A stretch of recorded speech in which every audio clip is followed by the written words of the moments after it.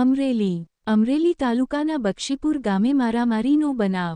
અમરેલી તાલુકાના બક્ષીપુર ગામે મારામારીનો બનાવ બન્યો, જેમાં 4 મહિલા 2 પુરુષોને ગંભીર રીતે ઘાયલ થયેલ છે. મારથી ઈજાગ્રસ્ત મહિલાએ નિવેદનમાં જણાવ્યું હતું કે 5 પુરુષો અમારા નિવાસસ્થાને આવીને ઢીકાપાટું અને લાકડીઓથી અમને માર માર્યો હતો. મહિલાઓનું એવું કહેવું છે કે અમને બદઇરાદે બાવડું પકડીને કાન ઉપર થપ્પડ મારવામાં આવી હતી. કાન પર મારવાથી મને ઓછું સંભળાય છે અને હાથ ઉપર પણ મારી ઈજા પહોંચાડવામાં આવી હતી. અહેવાલ આપનાર સમીર ખોખર, અમરેલી. કમલેશભાઈ, તમારી સાથે શું બન્યું? મારા મમ્મી બંને વિકાસની જોવા ગયા હતા 8:30 વાગે તાત્કાલિક હનુમાનજી મંદિરે. ત્યાં અમે ગાડી ઢાળ ઉપર પાર્ક કરી હતી અને અમે ફેરા ફરીને અમે આવતા હતા. ત્યાં એવા અરસામાં જીતુભાઈ નર્સરીવાળા છે એને 4 વ્હીલરની રિવર્સમાં લીધી અને અમારી ગાડી આડે ફટકારી. તો અમારી ગાડીનો આગલો પંખો તૂટી ગયો અને સામાન્ય બોલાચાલી થઈ ગઈ. મેં એની પાસે ખર્ચ માંગ્યો, સામાન્ય બોલાચાલી થઈ ગઈ. પછી ત્યાં કોઈ મારામારી થઈ નહોતી. પછી અમે ઘરે આવતા રહ્યા, સાંજ પડી ગઈ પછી. અને પછી એ લોકો અમે ઘરે આવ્યા. જીતુભાઈ, એનો છોકરો માધવ ને જગદીશભાઈ ને બધા અમારી ઘરે આવીને મારામારી કરવા લાગ્યા. આ કેટલા લોકો હતા?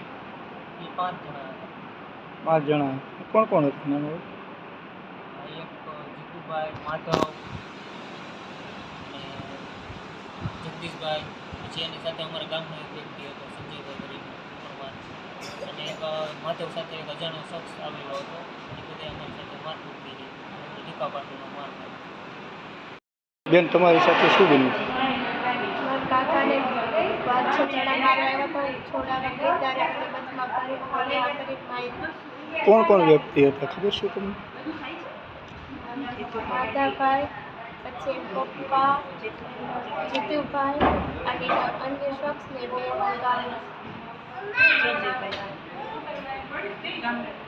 બેન, શું બન્યું હતી તમારે? અમારા ઘરે મારા કાકાને મારવા 5 શખ્સ આવ્યા હતા. એને બહાર નીકળ્યા તો બચાવવાની કોશિશ કરી. તો એમાં એણે મને બથ ભરી લીધી અને ઘા કરીને ઝાપટ મારી દીધી. માધવભાઈ અને બીજા 2 અન્ય શખ્સ. બેન, તમારી સાથે શું બન્યું?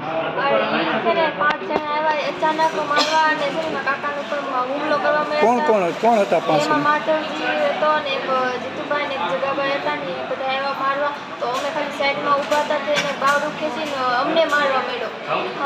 હમો છો ને કુવાડો લીધો ને અને કુવાડો લીધો અને એવું ગામો ને તો અમે કીધું રહેવા ગયો તો એ છે ને મારવાનું બંધ જ નહોતા કરતા.